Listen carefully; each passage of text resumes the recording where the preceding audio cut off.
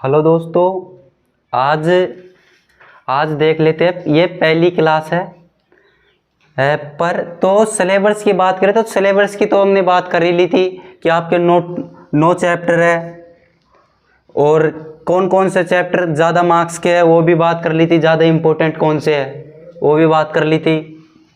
Important में ये आता है आयनिक ठोस भी इम्पोर्टेंट है। इसके अंदर बोर्न है बरचक्कर ये आएंगे और हम सीरियल वाइज टॉपिक वाइज पढ़ रहे हैं।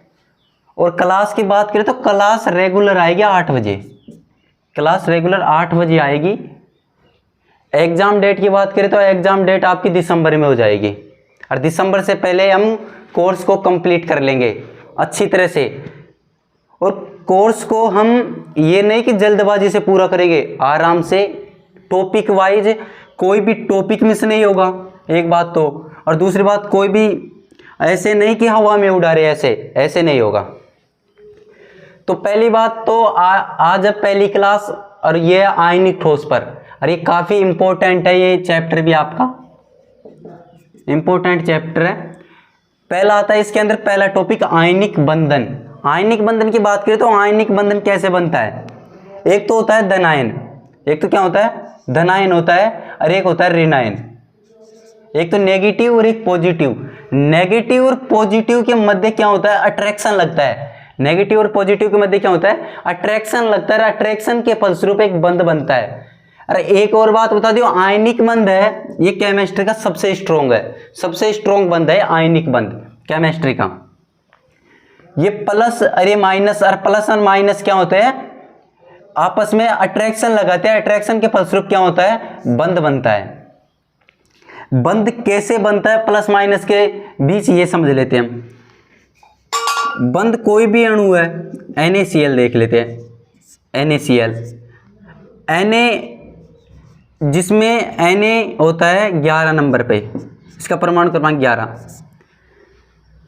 Na के जो बाह्यतम कोश है, बाह्यतम कोश में 1 इलेक्ट्रॉन होता है Na के, और Cl के बाह्यतम कोश में होता है 7 इलेक्ट्रॉन।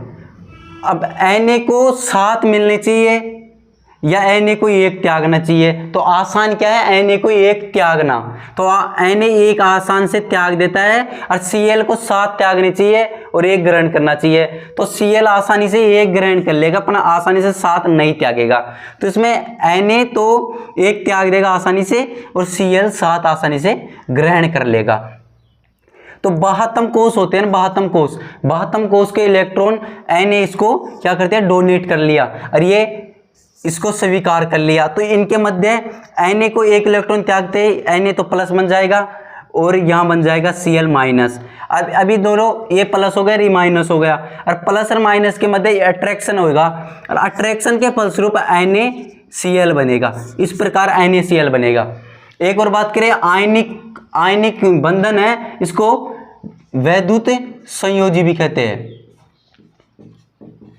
वैद्युत संयोजी बंध भी कहते हैं इसको, क्योंकि संयोजी आ रहा है कि बाह्यतम कोश है उसको हम क्या कहते हैं संयोजी कोश भी कहते हैं। तो संयोजी कोश से यहाँ इलेक्ट्रॉन आ रहा है तो संयोजी इसलिए कहते हैं, वैद्युत संयोजी हो गया। सही बात है ना। फिर हम आयनिक बंधन के देख लिया कि आयनिक बंधन किस प्रकार बनता है। बाह्यतम कोश का इलेक्ट्रॉन इसने त्याग दिया Na ने, Cl ने इसको एक्सेप्ट कर लिया। Cl के लिए आसान क्या है 7 त्यागना या 1 ग्रहण करना। Cl के लिए आसान है 1 ग्रहण करना, न कि 7 त्यागना। Cl आसानी से 7 नहीं त्यागेगा। और दूसरी बात करें, ये NaCl है, Na S ब्लॉक से है और Cl P ब्लॉक से है। एक बात करें हम S ब्लॉक है। S ब्लॉक की मेटल क्या होती है आकार में बड़ी होती है। उस पर परमाणु जो नाभिक होती है, ये नाभिक हो गई, नाभिक पर इलेक्ट्रॉन का इतना प्रभाव नहीं होता है, क्योंकि एक तो इनकी त्रिज्या ज़्यादा है, त्रिज्या ज़्यादा बड़ी है। ये नाभिक को ये त्रिज्या मान ले, ये त्रिज्या ज़्यादा है इसकी। तो त्रिज्या ज़्यादा होने के कारण नाभिक का प्रभाव इलेक्ट्रॉन पर कम होता है, जो आसानी से Na त्याग देता है। जबकि यही बात करें Cl पर, तो Cl की फिर हम आवर्त सारणी की बात कर रहे हैं। पहला आवर्त सारणी से समझ लेते हैं किस प्रकार आवर्त सारणी हुई है। तो आवर्त सारणी में हम बाएं से दाएं जाएंगे तो आकार में क्या आती है, कमी आती है, और ऊपर से नीचे जाए तो आकार बढ़ता है। तो हम क्या कर रहे हैं, Na से हम Cl की तरफ जा रहे हैं तो आकार में कमी आ रही है, तो इस पर नाभिक का क्या है, प्रभाव बढ़ रहा है इलेक्ट्रॉन पर, तो Cl आसानी से नहीं त्याग सकता। और Na क्या है, बढ़ा है, तो इस पर क्या है, त्रिज्या ज़्यादा बड़ी है, तो इस पर नाभिक का जो प्रभाव ना वो कम है इलेक्ट्रॉन, तो इलेक्ट्रॉन त्याग देगा, ये लूज कर देगा और ये एक्सेप्ट कर लेगा। इस प्रकार Na प्लस बन जाएगा प्लस Cl, Na तो प्लस बन गया प्लस Cl माइनस, और प्लस और माइनस के बीच में क्या होता है, अट्रैक्शन होता है, जिससे NaCl बन जाता है, ये ठोस। इस प्रकार ये आयनिक बंध बनता है। दूसरी बात करें स्थायी संरचना किस प्रकार है। स्थायी संरचना मैंने पहले बता दी, जो आयनिक बंधन है ये केमिस्ट्री का सबसे स्ट्रॉन्ग है, सबसे स्ट्रॉन्ग बंध है आयनिक बंधन केमिस्ट्री का। तो स्थायी संरचना इसी प्रकार हो गई कि एक बात करें हम सहसंयोजक की, एक बात हम सहसंयोजक की करें तो सहसंयोजक में क्या होता है, दिशात्मक, पीडीएफ क्या होता है, दिशात्मक होता है, एस क्या है, अदिशात्मक होता है। तो आयनिक आयन होता है, आयन कोई भी, तो आयन तो क्या होता है, गोलाकार होता है, आयन क्या होता है, गोलाकार होता है, अर्थात इसमें दिशा नहीं होती, अदिशात्मक होता है। तो एक ही अणु ना बहुत सारे मजबूत बंध बना सकता है, और वही बात क्या सहसंयोजक में, सहसंयोजक की बात करें, सहसंयोजक में दिशात्मक होता है, अर्थात पीडीएफ जो दिशा होगी ना वही बंध बना सकता है। तो ये तो दुर्बल बंध से बंधा होता है, ये दुर्बल बंध से बंधा होता है। और वही बात करें आयनिक बंध अदिशात्मक होने के कारण बहुत सारे अणु इससे क्या हो जाते हैं, बन जाते हैं। तो स्थायी संरचना से यही तात्पर्य है कि ये गोलाकार होने के कारण बहुत सारे मजबूत बंध बना लेता है, सही है, मजबूत बंध बना लेता है। फिर बात करें प्रबल अंतर आणविक बंधन, प्रबल अंतर आणविक बंधन, इनका उच्च गलनांक उच्च खत्योनांक किस प्रकार होता है। हम बात करें NaCl की बात कर लेते हैं, NaCl की, NaCl ठोस होता है, NaCl क्या होता है, ठोस होता है। अरे इनके अंदर मैं पहले बता चुका हूं कि इनके अंदर जो आयनिक बंधन है Na प्लस और Cl माइनस, इनके अंदर जो बंधन की प्रकृति है वो आयनिक और आयनिक बंध मजबूत होता है। तो इसलिए ये टूटेगा ना तो इसको अधिक ताप की आवश्यकता होगी, इसको अधिक ताप की आवश्यकता होगी। खत्योनांक क्या होता है, आप जानते हैं खत्योनांक क्या होता है। खत्योनांक वह ताप होता है जिसमें किसी भी कोई भी, मान लीजिए कि हम NaCl है, NaCl को हम क्या कर रहे हैं, गर्म कर रहे हैं, तो NaCl का वो ताप बंधन जिसमें हमने उदाहरण देखा था NaCl का, इसके अंदर प्रबल अंतर आणविक बंधन में पहला टॉपिक है उच्च गलनांक और उच्च खत्योनांक किस प्रकार होते हैं आयनिक ठोस के। कोई भी हम आयनिक ठोस ले लेते हैं, जैसे कि उदाहरण के तौर पे मैंने NaCl लिया, तो NaCl मैं पहली बात बता दूं, जो आयनिक बंधन है केमिस्ट्री में, यही बात मैं शुरू से बोल रहा हूँ, आयनिक बंधन जो केमिस्ट्री में है ये सबसे स्ट्रॉन्ग है, और इसको तोड़ने के लिए अधिक ऊर्जा की आवश्यकता होगी, और अधिक ऊर्जा की आवश्यकता होगी तो अधिक ताप देना पड़ेगा, अतः इनका खत्योनांक उच्च है। और गलनांक वह ताप जिस पर कोई पदार्थ पिघलता है, और खत्योनांक होता है वह ताप जिस पर कोई पदार्थ वाष्प में बदल जाता है। तो इनको गलनांक तो हो गया जिससे इनको वह ताप जिस पर कोई पदार्थ द्रव अवस्था में आ जाता है, ठोस अवस्था से। तो ये इनके अंदर NaCl हमने लिया एक उदाहरण, NaCl के अंदर आयनिक बंधन होता है, तो NaCl जो आयनिक बंधन है वह केमिस्ट्री में सबसे स्ट्रॉन्ग है, और सबसे स्ट्रॉन्ग होता है तो इसको तोड़ने के लिए अधिक ऊर्जा की आवश्यकता होगी या अधिक ताप देना पड़ेगा, जब जाके ये टूटेगा। अरे टूट जाएगा ना तब जाके ये आयनिक, जो भी आयनिक यौगिक होते हैं प्रकृति में, आयनिक यौगिक ठोस अवस्था में पाए जाते हैं, आयनिक यौगिक ठोस अवस्था में पाए जाते हैं, आयनिक यौगिक ठोस अवस्था में पाए जाते हैं। सभी आयनिक यौगिक क्या पाए जाते हैं, ठोस अवस्था में पाए जाते हैं। और ठोस अवस्था का मात्र एक ही कारण इनके मध्य जो बंध लगता है ना, वो केमिस्ट्री का सबसे स्ट्रॉन्ग बंध है। स्ट्रॉन्ग बंध होने के कारण ये ठोस अवस्था में पाए जाते हैं, और ठोस अवस्था होने के कारण इनको अधिक ताप देना पड़ता है। इनको द्रवावस्था में लाने के लिए, इसको द्रवावस्था में लाने के लिए अधिक ताप की आवश्यकता होगी। द्रवावस्था में लाने के लिए अधिक ताप की आवश्यकता होगी, और खत्यनांक वह ताप होता है जिस पर कोई द्रव उबलता है। गलनांक के बाद वो द्रवावस्था में आएगा, द्रवावस्था के बाद उसको और ताप देंगे तो वह वाष्प बन जाएगा, तो वो होता है खत्योनांक। तो इनके खत्योनांक और गलनांक उच्च होते हैं। एक क्लियर टॉपिक। फिर होता है कठोर।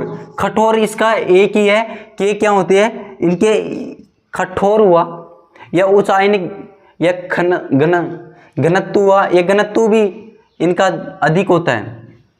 इनमें क्या होता है, कण पास पास होते हैं इस प्रकार। इनमें स्ट्रोंग बंद होने के कारण कण क्या होते हैं, पास पास होते हैं, इसलिए कठोर होते हैं। कठोर हो गया। और कोई भी चीज़ हम कठोर को तोड़े, मान लीजिए नमक है, नमकों में कोई ये नमक का अणु है, और अणु को हम हथौड़े से चोट मार रहे हैं, तो ये क्या होता है, छोटे छोटे टुकड़ों में टूट जाता है। उसको इस प्रक्रिया क्या कहते हैं, भंगूर कहते हैं। भंगूर कहते हैं इसको।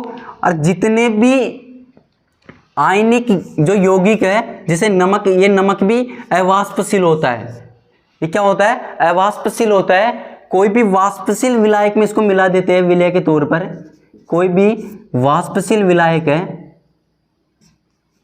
कोई भी वाष्पशील विलायक है, और वाष्पशील विलायक को हम इन आयनिक यौगिकों को विलय के रूप में मिला देते हैं, तो उसका वाष्प दाब घट जाता है, क्योंकि ये अवाष्पशील होते हैं। ये क्या है, ये सरफेस पे आ जाते हैं यहाँ पर, और सरफेस पे आने क्या है, ये एरिया को कवर नहीं होने देते।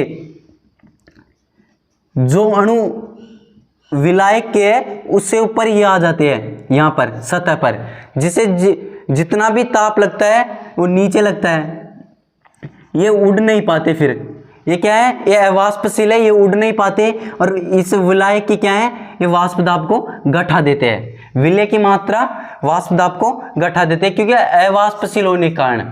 और क्षणभंगुर तो मैंने बता दिया कि इनमें क्षणभंगुर की प्रकृति पाई जाती है। कोई भी नमक को हम हथौड़े से तोड़ेंगे तो वो छोटे छोटे टुकड़ों में टूट जाता है, तो इस पर क्या कहेंगे, क्षणभंगुर, भंगुर।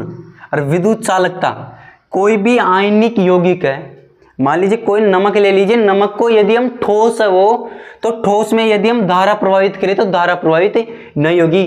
क्यों नहीं होगी, क्योंकि आयनिक यौगिकों में धारा प्रवाहित होने का एकमात्र तरीका है आयन, क्योंकि आयन उपलब्ध नहीं होते। ठोस अवस्था में नमक ले लीजिए, CaCl2 ले लीजिए, या MgCl2 ले लीजिए, ये क्या होते हैं, ये ठोस होते हैं। और ठोस में आयन उपलब्ध न होने के कारण ये विद्युत का सुचालक नहीं है। तो ऐसे कहते हैं ठोस तो अच्छे क्या है, अच्छे कुचालक है, अच्छे कुचालक है। कब, जब ये ठोस अवस्था में होती है, ठोस अवस्था में होती है तो ये सबसे अच्छे कुचालक है, क्योंकि इसमें विद्युत धारा क्या है, प्रवाहित नहीं होती। आयन क्यों नहीं होती, क्योंकि आयन उपलब्ध नहीं होते। जब इनको हम जल में, जब इनको हम, ये मान लीजिए नमक को हमने जल में डाला तो ये टूट जाएगा, टूट के क्या बनाएगा, Na तो प्लस बना लेगा, और प्लस Cl माइनस। अब इसमें आयन आ गए, यदि हम विद्युत धारा प्रवाहित करें तो अब ये विद्युत का सुचालक हो जाएगा, ये धारा के प्रवाहित करेगी अपनी ओर से। इस प्रकार की विद्युत चालकता हो गई। विद्युत चालकता किसके कारण आ रही है, आयनों के कारण, आयनों के कारण, क्योंकि इसके अंदर अब आयन उपलब्ध हो गए। ठोस अवस्था में क्या होता है, आयन उपलब्ध नहीं होते इनके अंदर। ठीक है, क्लियर इतना। फिर सामान्य आणविक यौगिक। दूसरी बात, जितने भी ये आयनिक यौगिक है, जितने भी आयनिक यौगिक, जितने भी आयनिक यौगिक के अणुसूत्र नहीं लिखे जाते, इनके अणुसूत्र नहीं लिखे जाते, मूलानुपाती सूत्र लिखे जाते हैं इनके, मूलानुपाती। क्यों नहीं लिखे जाते, क्योंकि वास्तव में अणु नहीं होते, ये यौगिक के तौर पे पाए जाते हैं, अणु नहीं होते। इसलिए इनका अणु सूत्र नहीं लिखा जाता, मूलानुपाती सूत्र लिखा जाता है। जैसे NaCl हुआ, CaCl2 ले लिया, ये इनके क्या है, मूलानुपाती सूत्र है, अणु सूत्र नहीं है। क्लियर। फिर आणविक यौगिकों के प्रति अक्रियता, अक्रियता का एक ही है कि ये ठोस पाए जाते हैं और ठोस में क्या नहीं होते, आयन उपलब्ध नहीं होते, ठोस के अंदर आयन उपलब्ध नहीं होते, इसलिए अक्रियता, अक्रियता शब्द आ रहे थे, क्रिया नहीं। जैसे विद्युत का सुचालक हुआ, ये विद्युत का सुचालक नहीं करेंगे, ठोस हो गए तो।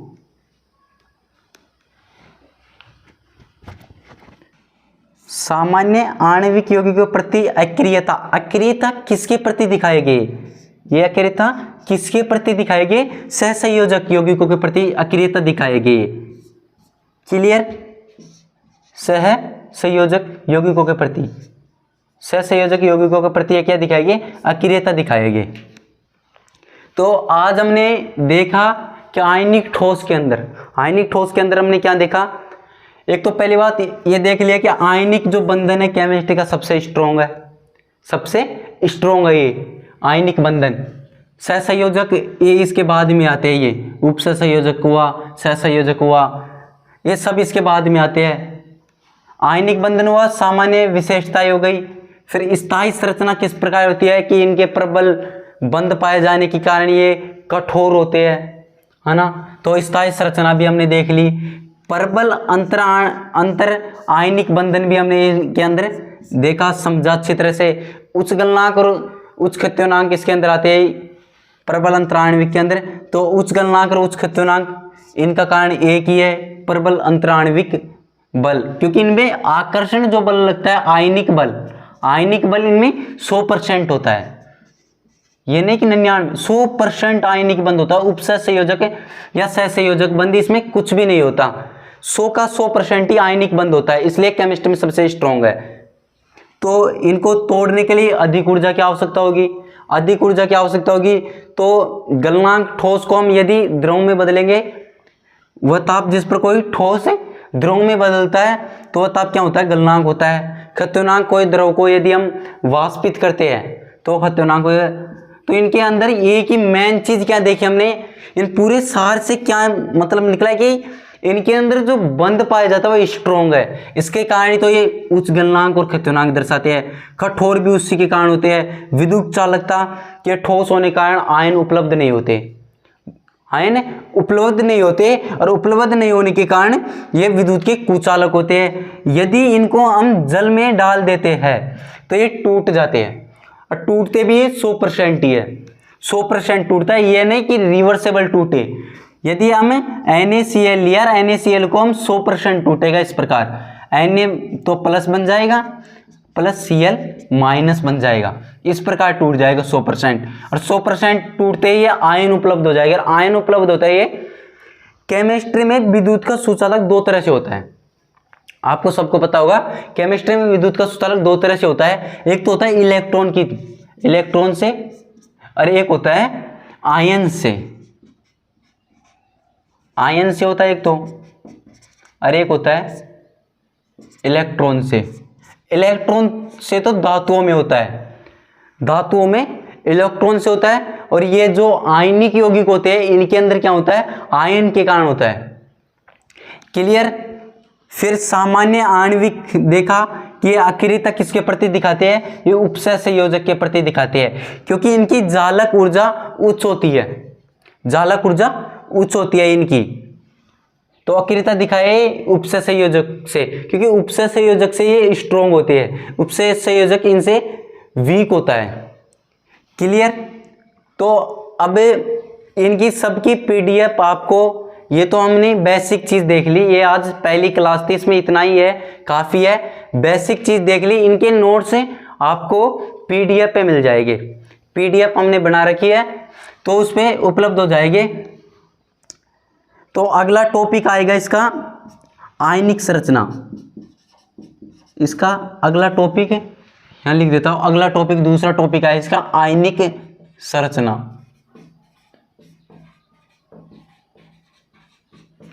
तो आज के लिए इतना ही काफ़ी है, मिलते हैं फिर अगले वीडियो में।